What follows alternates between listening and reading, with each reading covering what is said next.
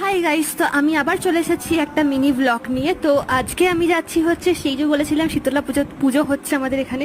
যদি সেই শর্টসটা না দেখে থাকো তাহলে দেখে নিও, রিলেটেড ভিডিওতে দেওয়া আছে, লিঙ্কটা ক্লিক করে দেখে নিও।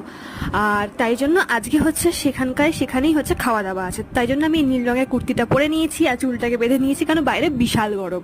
তো এখানে দেখতেই পাচ্ছ মা, বৌদি, দিদা, দাদা সবাই রেডি হয়ে গেছে। প্রত্যেক বছরই সবাই মিলে আমরা মজা করতে করতে যাই।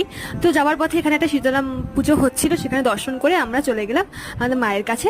এইটা কি সুন্দরভাবে সাজিয়েছে না সত্যি, সেদিনকারও তোমাদের দেখালাম, তো আজকে একটু দেখিয়ে নিলাম। এখানে আমরা সবাই মিলে বসেছিলাম, কেন কিনা ওখানে প্রচন্ড লাইন পড়েছিল, তো লাইনটা একটুখানি কম হবার জন্য আমরা একটু বসছিলাম। তো তারপরে লাইনে দাঁড়িয়ে পড়লাম। এখানে অসংখ্য মানুষ অনেক দূর দূর থেকেও আসে। তো আজ আমরা ভালো করে লাইনে, কিন্তু সেদিনকার গরমটা কিন্তু বেশ ছিল, কিন্তু তাও আমরা কিন্তু একদম আনন্দ সহকারে খেয়েছি এখানে। তো তারপরে যাওয়ার পথে একটুখানি দর্শন করে তারপর বাড়ি চলে গেলাম। কেমন লাগলো জানিও কিন্তু কমেন্টে। টাটা।